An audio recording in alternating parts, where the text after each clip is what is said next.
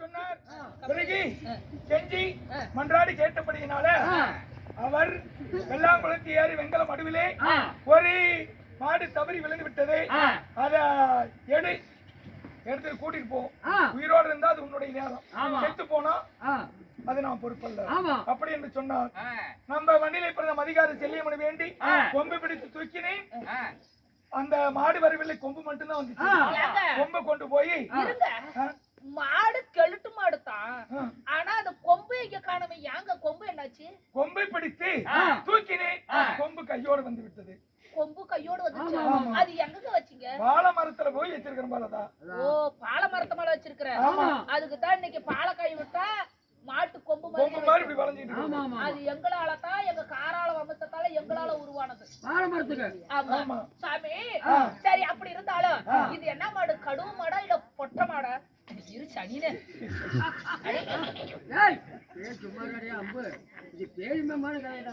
இது எது இந்த மாடு? எது புத்தி சோதனை இல்லாத மாடாட்டுக்குது ஏங்க? சரி, இந்த மாட்டை புடிச்சிட்டு வந்துட்டேன். நான் போய் நம்ம மாடை புடிச்சிட்டு வந்துடுறேன். புடிச்சிட்டு வா.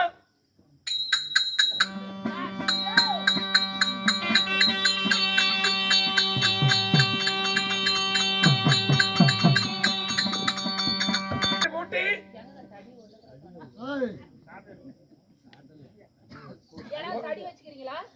தடி விடா கண்ணு, தடி விடா.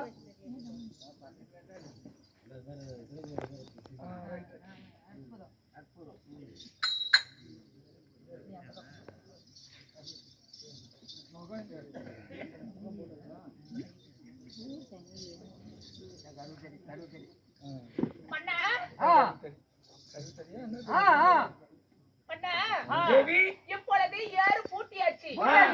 இப்பொழுது மண்ணில பிறந்த மதிகார செல்லியம்மா இதோ நம்ம பூமி பூச்சி போட்டாச்சு. தாங்க ஏறு நீ ஓட்டு, வெள்ளாம நான் வரைக்கிறேன். அப்படியே ஆகட்டும். ஆகட்டும்.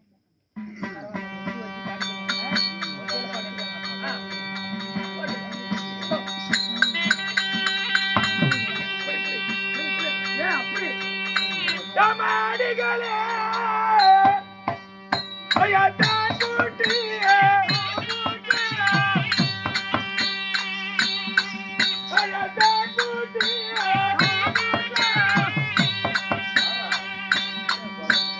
ஏறுமதியே ஐயா முட்டினாரி சாமி முட்டினாரி.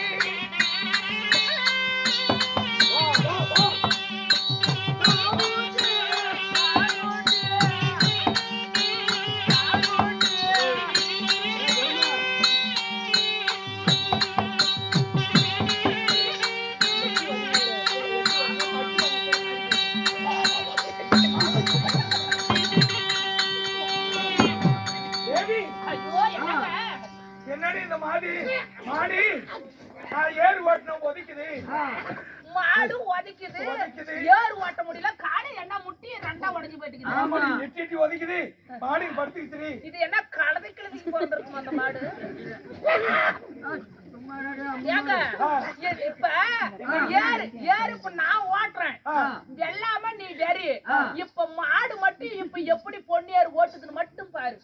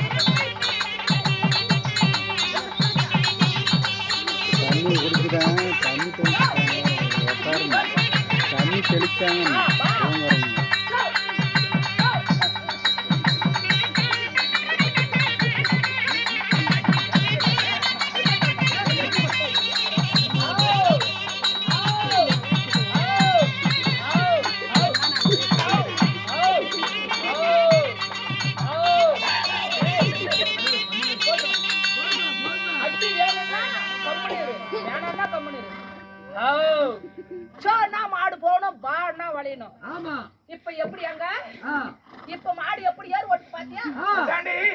அடிக்கிறது அடிச்சா அப்படியே நடக்கிறோம், கொடுக்கிறது கொடுத்தா குருடியும் தடுக்கும். இது என்ன இது இழப்பு எடுக்குது மாடு பொழைக்குமா? சரி பண்ணா மாட்டை புடிச்சு கொத்துல கட்டுங்க, காலையில இருந்து ஏறு ஓட்டணும் மாடு. கொண்டு குத்தாயில கட்டுங்க. எது பொட்ட மாடு எது கடுவு மாடு? இதுதான் பொட்ட மாடு. ஓ அதான் பொட்ட மாடு. இது வந்து கடுவு மாடு. கடுவு மாடு காள மாடு. காள மாடு.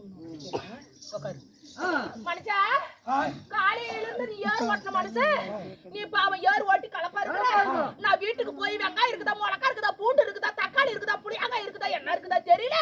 நான் உனக்கு போய் நான் அஞ்சாறு கஞ்சி காய்ச்சி கொண்டு வரேன். பொட்ட மாடு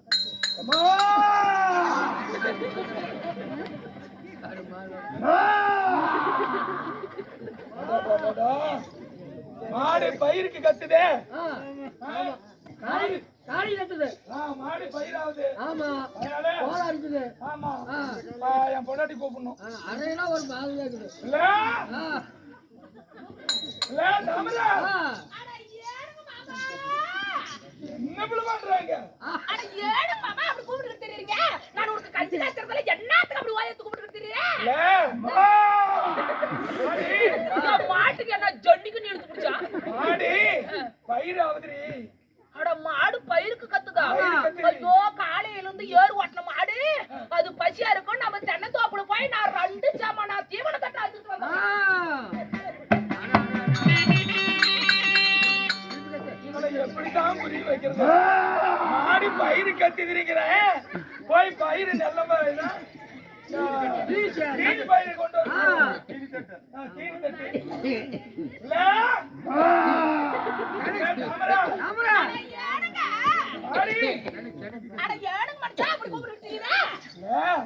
மாடு அறுப்பு மாடு அறுப்பாய் போச்சு. அட மாடு அறுப்பாய் போச்சுன்னா ஒரு கொஞ்ச நேரம் சொரிச்சு விடு.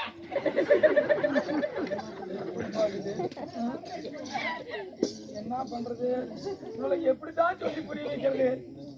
மாடி அறுப்பு எடுக்குது, அதையெல்லாம் நல்லா கொஞ்சம் சொரிஞ்சுக்கிட்டு இருக்குது அப்படின்னு மறைமுகமா சொல்றேன். ஆமா சொரிஞ்சு விடுங்கிறான். ஆமா அந்த அம்மா கருந்துட்டு அப்படி சொல்லுது. இல்ல தாமரை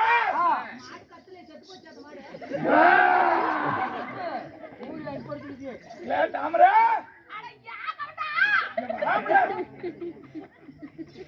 ஏன் மனுஷன் நான் கஞ்சி காய்ச்சிட்டா இல்ல நீ என்னதான் பண்ணிட்டுங்கடா? சனினே வாங்கல கட்டாத ஏண்டி மாடி கத்தும்போது ஒண்ணுமே புரியலையா? ஏன் மனுஷா எனக்கு என்ன தெரியும்? என்ன மனுஷன் சொல்லு மனுஷா. மாடி நல்லா அந்த மாடி இப்ப கத்துக்க தெரியல. அது இருக்குதே மாடு அதிர்தா? அப்படியே ஆயா ஏறு ஓட்டன மாடு ஒருவேளை உடம்பு சரியில்லாத போயிருக்குமா? அப்படின்னா டாக்டர் கூட்டு வந்து ஊசி போட்டு விடுங்க.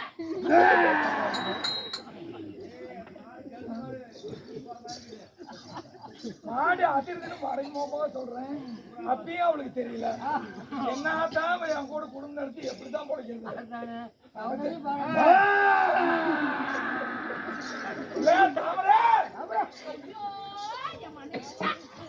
வாடி ஏண்டி ஒண்ணுமே புரியலையா? சொல்றது என்னன்னு தெரியலையா? அது வாயில மண்ணை கொட்டுங்க. மாட்டுக்கு கோல் அடிக்குது. அப்படின்னா மாடு செனைக்கு விட முடியும். அப்படி அப்படி செனைக்கு கத்துதா? அதுக்கு நான் என்ன பண்ணட்டும்? ஏண்டி செனைக்கு விடணும்னா அது ஒண்ணும் தெரியாது உனக்கு? அது தெரியுதுங்க. அதுக்கு நான் என்ன பண்ணட்டும்? ஏண்டி நீ வந்து நான் பொட்டை மாட்டை பிடிச்சிக்கிறேன் பசுவ, நீ காலை கொண்டு விடுறீ. இது இது என்னடி ஆயா கங்காச்சா? ஓ அப்படி சொல்லுங்க. யா இது என்ன கங்காச்சா இருக்குது?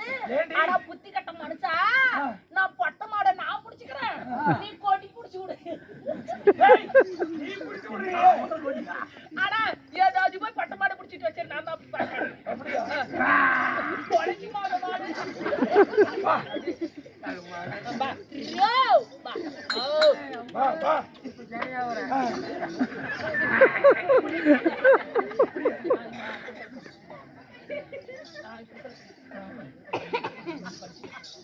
பா யோ ஓ வா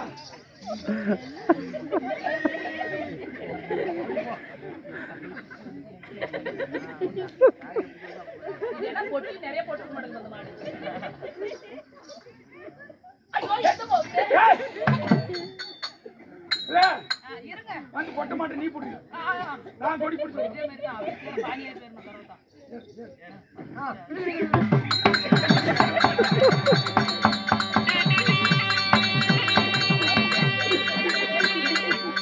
நான் எழுந்து மாடு சொத்த போச்சுங்க பொட்டு மாடு ஒரே தாட்டிவா மாடு அப்படியே சுத்தி போச்சு பசுமாடு அப்படியே ஒரு ஐயோ பாவத்தை மாடு எங்க 108 கொண்டு வரங்க போய் கொஞ்சம் முன்ன விட்டு ஆக்கி விட்டுச்சு மறுபடியும் மாடு சூத்து ஆட்டுமா ரெண்டாவது மாரி விடணும் போ போ முதல் மாரி சீனி போடு இல்ல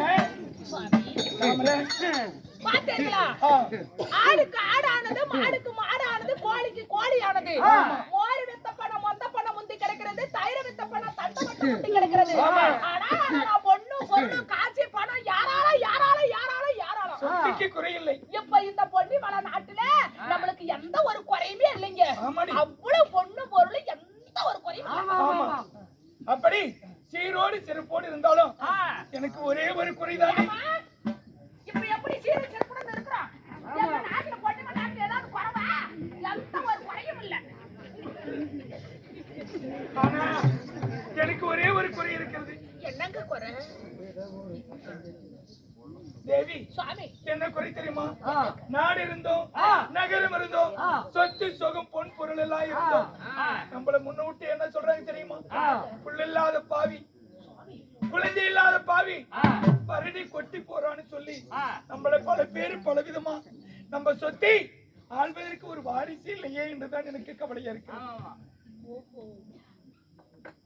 ஆடுக்கு ஆடானது மாடுக்கு மாடானது கோழிக்கு கோழியானது மோர் வித்த பணம் மொந்த பணம் முந்தி கடந்தாலும் தயிர் வித்த பணம் தண்டை மட்டும் முட்டி கடந்தாலும் இவ்வளவு சொத்து சொகம் இருந்தாலும் இந்த சொத்து ஆள்வதற்கு ஒரு ஆண் வாரிசோ பெண் வாரிசோ நம்மளுக்கு இல்லையே அதுதான் தேவி என்ன புரோஜனம்னு கேக்குறீங்க ஆம் தேவி மன்னா தேவி என்ன செய்வது நம்மளுக்கு 60 குறுக்கு 20 ஆக மொத்தம் 80 வருஷம் ஆகி போச்சு இந்த வயதான காலத்துல நான் புள்ள பெக்க போறேன்னா என்னங்க செய்வது அதனால நான் ஒன்று சொல்கிறேன் நான் சொன்னா உனக்கு கேட்பாயா மன்னா மாலையிட்ட நான் முதலா உன் வார்த்தைக்கு நான் மறுவார்த்தை நான் பேசக்கூடியவளா அதனால நீ எதை சொன்னாலும் நான் கேட்பேன் நாதா ஒன்று சொல்கிறேன் கேட்கிறாயா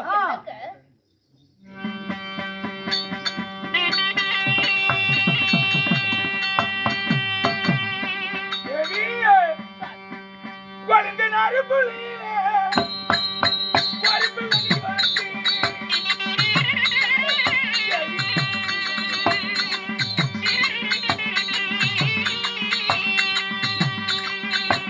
கண்ணமாய் தாண்டாரே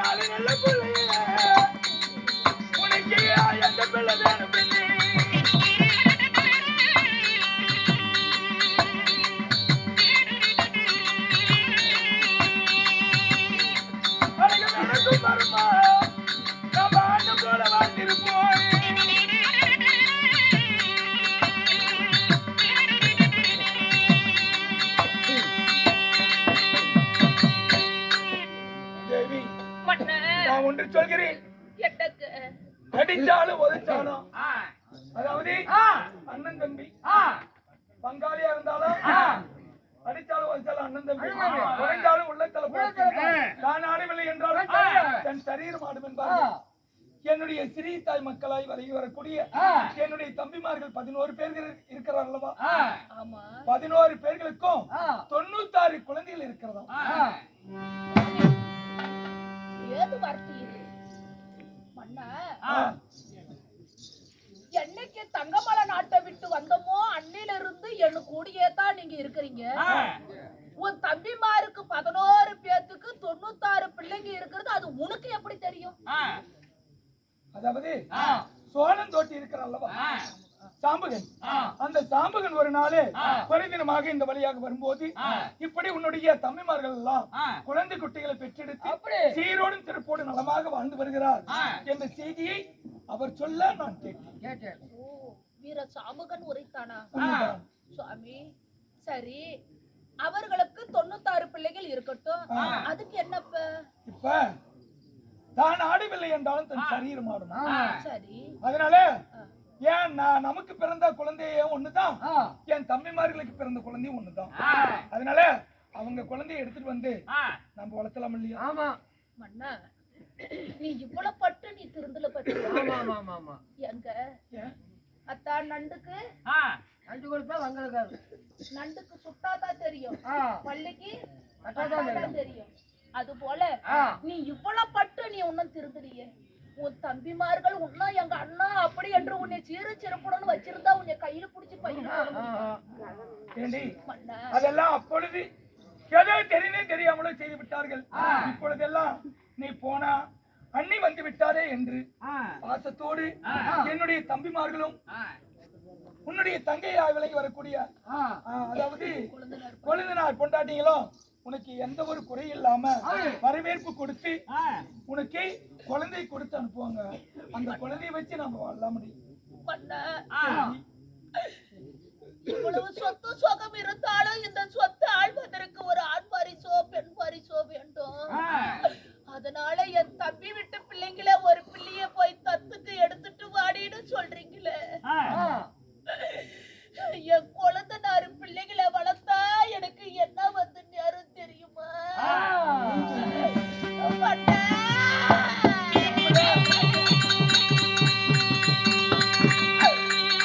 ஐயோ, எனக்கு மாமா மக கொல்லி வச்சா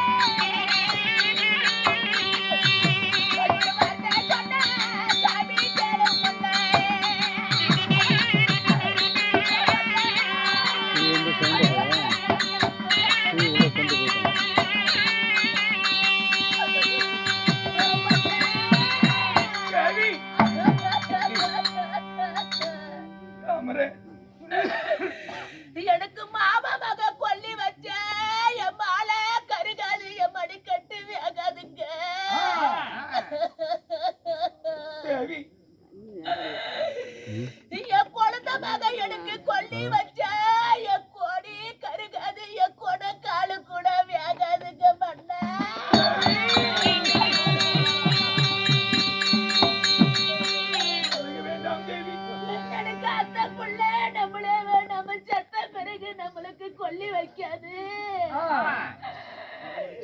நம்ம செத்த பிறகு இந்த பொண்ணி மலை நாட்டு அவங்க பிள்ளை ஆளாதுங்க.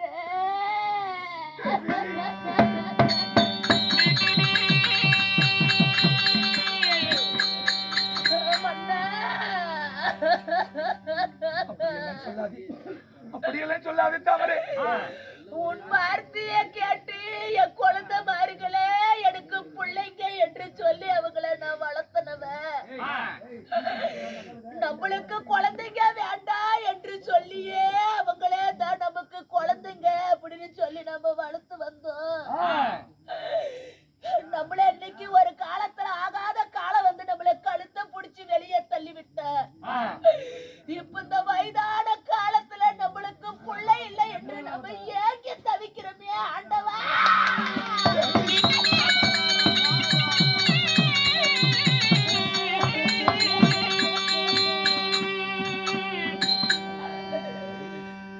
ஒரு மனிதனா பிறந்தா சொத்து இல்லை, எவ்வளவுதான் சொத்து சொகம் இருந்தாலும் நம்மளுக்கு ஒரு புள்ள வேணும் என்று கடைசி காலத்துல பத்தியா நம்மளுக்கு வந்து இந்த கொடுமை நேர்ந்தது. மன்னா அப்படி இருந்தாலும் நான் சொல்கிறேன், அதெல்லாம் அப்போ அன்றைக்கே அப்படி தெரிந்தோ தெரியாமலோ ஒரு தவறு செய்திருப்பார்கள். இருந்தாலும் நம்முடைய தம்பிதானே போய் கேட்டால் நிச்சயமாக 96 குழந்தைகள் ஒரு குழந்தை கூட கொடுக்க மாட்டாங்க. அந்த குழந்தையை எடுத்துட்டு வந்தா நம்ம பிள்ளைய வளர்த்து நமக்கு ஒரு வாரிசு இருக்குமல்ல. மன்னா மாலையிட்ட நான் முதலா உன் வார்த்தைக்கு நான் மறு வார்த்தை நான் பேசக்கூடியவளா அல்ல. இன்னைக்குமா நான் உன் வார்த்தையை மீறி போறேன். அதனால உன் வார்த்தையை கேட்டு இப்பொழுதே இந்த பொன்னிமலை நாட்டை விட்டு தங்கமலை நாடு செல்கிறேன். ஆனா பிறந்த குழந்தைக்கெல்லாம் அண்ணா கொடியும், பொண்ணா பிறந்த குழந்தைக்கெல்லாம் முத்தாரமும் எடுத்து சென்று பொண்ணும் பொருளும் வயிறும் வைடூரியம் நருளத்திரம் கோவியம் என்று சொல்லக்கூடிய அத்தனை பொண்ணும் பொருளும் கொடுத்து, அது ஆணா இருந்தாலும் சரியே பெண்ணா இருந்தாலும் சரியே ஒரு குழந்தைய நான் தத்துக்கு எடுத்துட்டு வரேன். அங்க போனா உங்க தம்பி எனக்கு புள்ள கொடுப்பானா இல்ல புள்ள வர கொடுப்பாங்களா? ஏண்டி இப்படி தத்து கொடுப்பாண்டி? ஓ தத்துக்கு கொடுப்பாங்களா? என்ன விட்டுட்டு அவங்கட புள்ள கொடுப்பானு கேட்டா நான் என்ன சொல்றேன்? வேற மாதிரி கேட்டாங்க. அப்படியா? அதாவது என் தம்பி பொண்டாட்டிங்களும் என் தம்பிகளும் போன உடனே அண்ணி வந்து விட்டாரு என்று என் தம்பியை நல்லா பாத்துக்குவாங்க. தம்பி மாதிரி கொடுக்கறது கூட இருக்கட்டும், உங்க தம்பி பொண்டாட்டிக்கு கொடுப்பாங்களா? உனக்கு நீ கேட்கவே தேவையில்ல, போதும் போதுங்கிற அளவு கொடுப்பாங்க. சரி பண்ண சரி.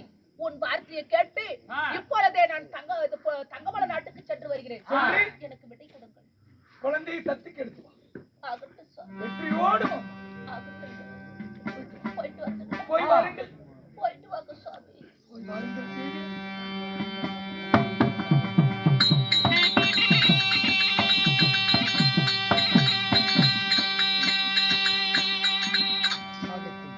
இந்த மொத்தம் கொடுக்கறது எத்தனை பேர் பார்த்துக்கிட்டு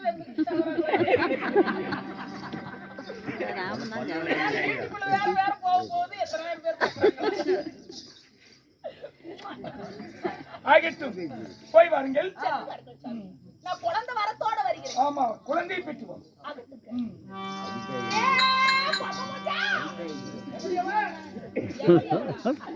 ஓடிச்சு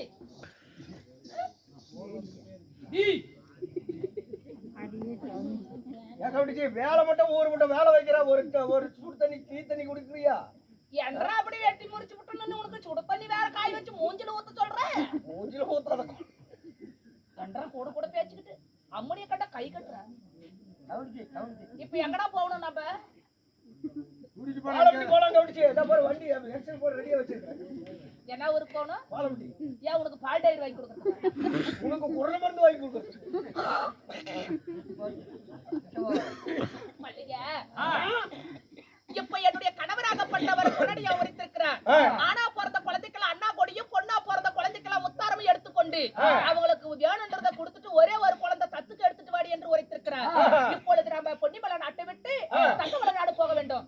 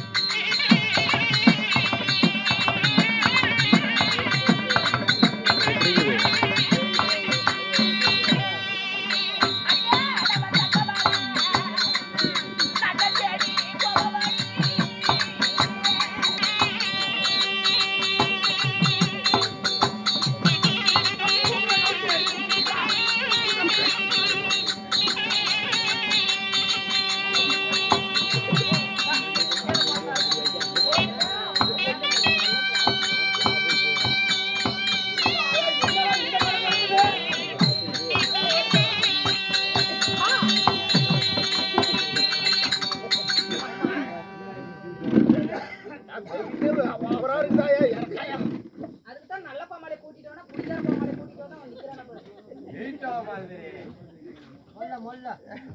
ஐயா, ஒரு மாட்டு வண்டி முடிக்கிற மாதிரி சரக்கு ஏற்றி விட்டு அது லாக்கு ஒழுங்க போட்டு தூக்கிட்டு வந்துருக்காங்க. அம்மா இப்ப நாம பொன்னிமலை நாட்டுல இருந்து இப்ப நாம எங்க வந்திருக்கிறோம்? பெரிய அப்படி வந்திருக்கிறோம்.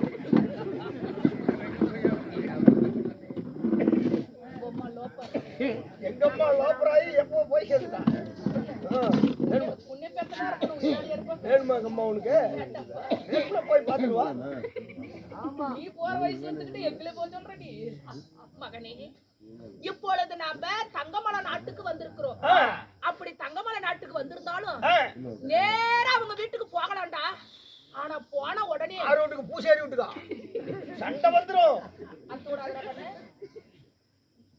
இப்ப நேரா தங்கமலை நாட்டுக்கு என்னுடைய யாரே குழந்தையார் பொண்டாட்டி வீட்டுக்கு நேரா வீட்டுக்கு கூட போகலாம்.